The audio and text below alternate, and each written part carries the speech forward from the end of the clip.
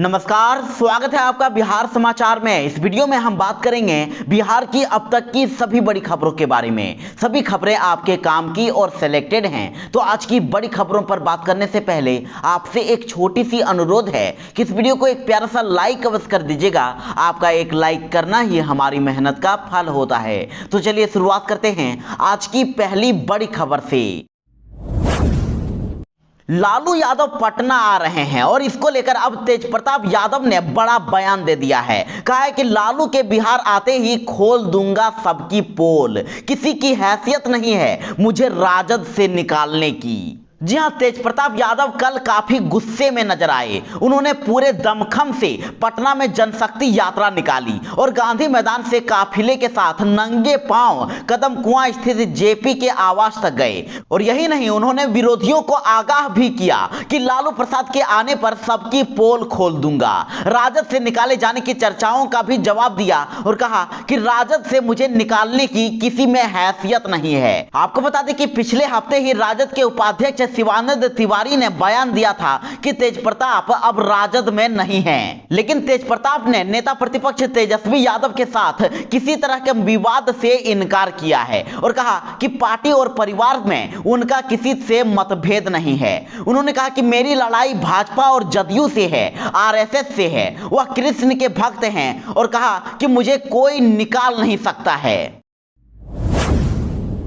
तो इधर लोजपा ने सीएम नीतीश कुमार पर कर दिया बड़ा हमला। कहा कि आपके लिए उपचुनाव जीतना नामुमकिन है, बिहार के लोग आपसे नफरत करते हैं। जी हां, दरअसल बिहार में 2 सीटों पर उपचुनाव हो रहे हैं और इसके लिए जदयू ने भी अपने स्टार प्रचारकों की लिस्ट जारी कर दी है। तो इधर जदयू के 20 स्टार प्रचारकों की सूची जारी करने पर लोजपा ने तंज कसा है। चिराग पासवान की पार्टी ने जदयू पर अटैक करते हुए कहा है कि चाहे जिसे स्टार प्रचारक बनाएं, पर उपचुनाव जीतना नामुमकिन है। और साथ ही लोजपा के राष्ट्रीय प्रवक्ता धीरेन्द्र कुमार मुन्ना ने जदयू पर बड़ा हमला बोलते हुए कहा है कि जदयू ने चुनाव प्रचार के लिए अपने 20 सितारों का नाम जारी तो कर दिया है, पर उपचुनाव में ये गर्दिश के सितारे काम नहीं आएंगे। बिहार की जनता सीएम नीतीश कुमार से नफरत करने लगी है और बिहार में सरकार नाम की कोई चीज नहीं है। उन्होंने कहा कि बिहार के लोग अब मुख्यमंत्री का नाम लेने तक में परहेज करने लगे हैं और ऐसे में डूबे सितारों के सहारे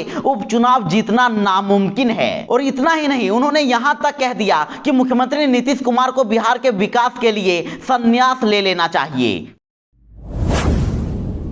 तो इधर कांग्रेस नेता ने मोदी सरकार पर साधा निशाना और कहा कि मुट्ठी भर लोग हर क्षेत्र पर कब्जा कर रहे हैं। जी हां, कांग्रेस के वरिष्ठ नेता व पूर्व केंद्रीय मंत्री सुबोध कांत सहाय ने आरोप लगाया है कि केंद्र की नरेंद्र मोदी की सरकार की आर्थिक नीति खाएंगे खिलाएंगे और लूट मचाएं पर आधारित हो गई है। उन्होंने कहा कि वर्तमान केंद्र की नरेंद्र मोदी की सरकार ने Amazon e commerce multi level business company के हित में कानून बनाने के 8,500 करोड़ की रिश्वत ली है। तो वहीं उन्होंने इसकी जांच सुप्रीम कोर्ट के कार्यरत न्यायाधीश से कराई जाने की मांग की है। और इसके साथ ही उन्होंने कहा कि मुट्ठी भर लोग देश में हर क्षेत्र में अब कब्जा कर रहे हैं। उन्होंने कहा कि प्रधानमंत्री नरेंद्र मोदी हाल ही में अमेरिका गए थे और उन्हें भी पता है कि भारत के साथ अमेरिका में भी कारोबारी रिश्वत लेना अवैध है। तो क्या उन्होंने अमेरिकी राष्ट्रपति से इस बाबत बातचीत की? उन्होंने कहा कि कांग्रेस के नेतृत्व वाली यूपीए सरकार के समय 49% प्रत्यक्ष विदेशी निवेश की बात कर रही थी, तो यही भाजपा गला फाड़ती थी और अब खुद सत्ता में आने पर इसे बढ़ाकर 100% विदेशी निवेश कर दिया गया है और आज देश में 14 करोड़ बेरोजगारों की संख्या बढ़ गई है। नीतीश कुमार कैबिनेट ने लिए कई बड़े फैसले। कहा कि बिहार के सभी घरों में लगेंगे स्मार्ट प्रीपेड मीटर। जी हां, बिहार के सभी घरों में लगे हुए बिजली के मीटर बदलने का काम अब जल्द ही शुरू होने वाला है। इस मीटर को हटाकर अब इसकी जगह स्मार्ट प्रीपेड मीटर लगाया जाएगा और अगले 42 महीने में इस कार्य को पूरा करने का लक्ष्य है। तो वहीं सोमवार को मुख्यमंत्री नीतीश कुमार की अध्यक्षता में हुई मंत्रिमंडल की बैठक में ऊर्जा विभाग के इस प्रस्ताव को मंजूरी दे दी गई है। और इसके अलावा मंत्रिमंडल ने वैसे किसान जिनकी फसल अतिवृष्टि से तबाह हो गई है उन्हें मुआवजा मुआवजा देने के लिए कृषि इनपुट अनुदान मद से 1000 करोड़ रुपए भी मंजूर किए हैं। यानी कि किसानों के लिए ये एक अच्छी खबर है। और किसानों के साथ ही सरकार ने कोरोना काल में जान गंवाने वालों के लिए भी अब एक बड़ा ऐलान कर दिया है। कोरोना से मरने वालों के परिजनों को अब 50,000 रुपए दिए जाएंगे और इसके भुगतान के लिए सरकार ने 50 करोड़ की राशि का आवंटन आपदा प्रबंधन विभाग को कर दिया है। और साथ ही नीतीश कैबिनेट की बैठक में इसके अलावे 12 एजेंडों पर मुहर लगी है। बीजेपी ने कांग्रेस पर कर दिया बड़ा हमला। कहा कि कांग्रेस को आरजेडी से गठबंधन तोड़ने की भी हिम्मत नहीं है, सिर्फ गीदड़ भभकी दे रही है। भाजपा के प्रदेश प्रवक्ता अरविंद कुमार सिंह ने बड़ा बयान दिया है। उन्होंने कहा है कि किसानों को लेकर कुछ लोग भ्रमित हैं, उनका भ्रम भाजपा दूर करेगा। लेकिन जो राजनीतिक कारणों से इसमें उतरे हुए हैं उनको एक बात जरूर बता देना चाहता हूं कि भाजपा को इस तरीके से जमीन पर हिलाई नहीं जा सकती है। उन्होंने कहा कि लखीमपुर खीरी के घटना पर राज्य सरकार चिंतित है और बहुत गंभीरता से दोषियों पर कार्रवाई कर रही है। मामले की जांच कर दोषियों को सजा भी देगी और दोषी कोई भी हो, कितना भी बड़ा व्यक्ति हो, कितनी भी बड़ा ओहदा वाला हो, लेकिन दोषी को सजा जरूर मिलेगी। और यही नहीं, उन्होंने यह भी कहा कि कांग्रेस को अपना विरोध प्रदर्शन करने का भी राजद के सामने हिम्मत नहीं है, सिर्फ गठबंधन तोड़ने का गीदड़ भभकी दे रहा है और इसीलिए वह उत्तर प्रदेश की ओर इशारा कर रहा है। लेकिन हकीकत तो यह है कि वह राजद के खिलाफ मौन रहकर प्रदर्शन कर रहे हैं। अरविंद सिंह ने तेजस्वी यादव पर भी हमला बोला। उन्होंने कहा कि नेता प्रतिपक्ष तेजस्वी यादव न गठबंधन चला सके और न ही घर चला सके। जो भाई बहन का ना हुआ वह बिहार का क्या होगा। उन्होंने कहा कि जैसे लंका में रावण ने विभीषण को अपमानित करके राज्य से निकाल दिया था, वैसे ही नेता प्रतिपक्ष तेजस्वी यादव ने बड़े भाई विधायक तेज प्रताप के साथ कर रहे हैं और पार्टी और घर में उसी अपमान के राह पर उनको ले गए हैं। जेपी के जयंती पर सीएम नीतीश कुमार ने कर दिया बड़ा ऐलान। कहा कि जेपी सेनानियों के पेंशन में की जाएगी 1.5 गुनी बढ़ोतरी। जी हां, पटना में कल लोकनायक जयप्रकाश नारायण की जयंती मनाई गई। लोकनायक की जयंती के मौके पर कल उनकी जीवनी पर आधारित पुस्तक द ड्रीम ऑफ रिवॉल्यूशन का विमोचन भी किया गया। और आपको बता दें कि सुजाता प्रसाद द्वारा लिखित इस पुस्तक का विमोचन मुख्यमंत्री नीतीश कुमार ने किया। और इस मौके पर सीएम नीतीश कुमार ने कहा कि जेपी सेनानियों के पेंशन में अब 1.5 गुनी बढ़ोतरी की जाएगी। सीएम ने बताया कि 1 महीने से 6 महीने तक जो जेल में रहे उन्हें 5,000 पेंशन दिया गया और जो 6 महीने से ज्यादा जेपी सेनानी जेल में रहे उन्हें 10,000 रुपया पेंशन शुरू किया। आज हमने ये फैसला किया है, जो पेंशन दी जा रही है उसमें बढ़ोतरी किया जाएगा। तो मुख्यमंत्री नीतीश कुमार ने कहा है कि 2009 में जेपी सेनानियों को पेंशन देने का फैसला किया गया था और जिन सेनानियों को 5,000 रुपए दिए जाते हैं अब उसे बढ़ाकर 7,500 रुपए करने का फैसला किया गया है। तो वहीं जिन्हें 10,000 रुपया मिलता था उन्हें पेंशन अब 15,000 रुपए देने का फैसला किया गया है। और इसके साथ ही और भी कई फैसले किए गए हैं। कांग्रेस ने राजद को दे दी आखिरी चेतावनी। कहा कि अभी भी संभल जाइए, अन्यथा अब टूट जाएगा महागठबंधन। जी हां, बड़ी खबर है कि बिहार में कांग्रेस व राष्ट्रीय जनता दल यानी कि राजद के रिश्ते की तलखी अब और भी बढ़ गई है। बिहार विधानसभा उपचुनाव को लेकर कांग्रेस के नेता प्रतिपक्ष तेजस्वी यादव के दोस्ताना संघर्ष यानी कि फ्रेंडली फाइट के दावे को उन्होंने खारिज करते हुए आरजेडी को आखिरी चेतावनी दे दी है। और रविवार को दिल्ली से पटना आते ही कांग्रेस के प्रदेश प्रभारी भक्त चरण दास ने आरजेडी को कड़े लहजे में कह दिया है कि यह दोस्ताना संघर्ष बिल्कुल नहीं है, आमने सामने की लड़ाई है और कांग्रेस को गठबंधन में बनाए रखना है तो आरजेडी को कुशेश्वर स्थान से अपना प्रत्याशी वापस लेना ही होगा। उन्होंने तेजस्वी पर भी इल्जाम लगाया कि आरजेडी बिहार में कांग्रेस को कमजोर करने में लगा हुआ है। भक्त चरण दास ने कहा कि आरजेडी के साथ कांग्रेस का गठबंधन रहेगा या नहीं यह फैसला 2 दिन के बाद हो जाएगा।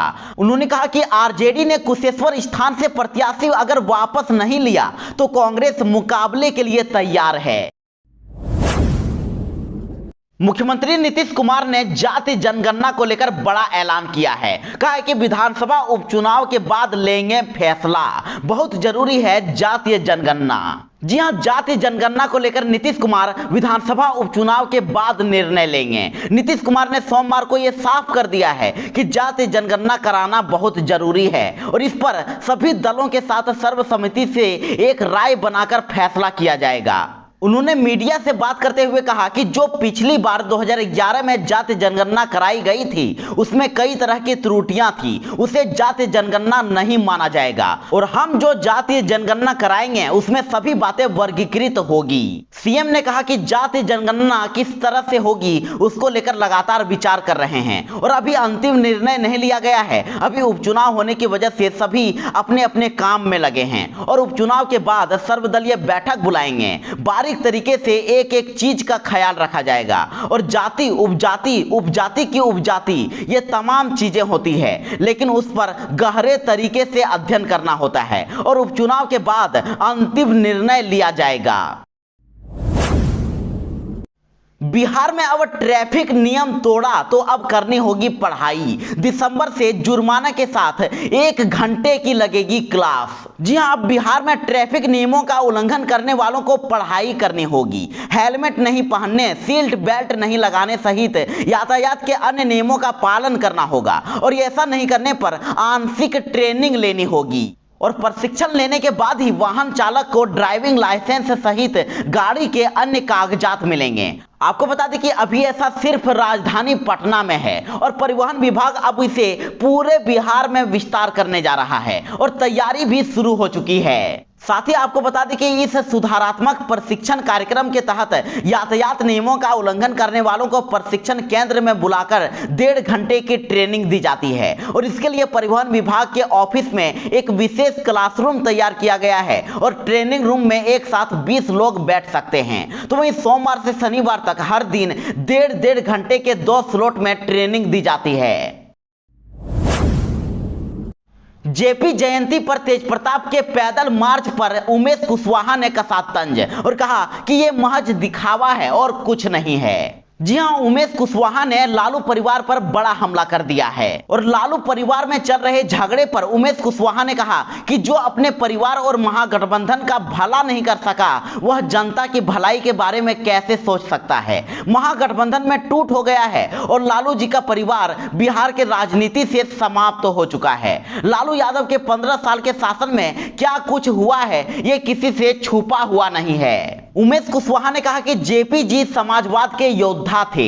जेपी जी चाहते थे कि जनता की सरकार हो और जनता का विकास हो। जेपी जी के सपने को राजद सुप्रीमो लालू प्रसाद यादव ने तार तार कर दिया है, लेकिन मुख्यमंत्री नीतीश कुमार जेपी के बताए रास्ते पर चलने का काम कर रहे हैं। उन्होंने कहा कि आज न्याय के साथ बिहार का विकास हो रहा है और हमारी पार्टी जेपी जी के विचारधारा पर चल रही है। लोहिया और कर्पूरी ठाकुर की विचारधारा पर आज हम काम कर रहे हैं। तो वहीं तेजप्रताप यादव के पैदल मार्च पर भी उमेश कुशवाहा ने हमला करते हुए कहा कि तेजप्रताप यादव का पैदल मार्च महज दिखावे के अलावा और कुछ भी नहीं है।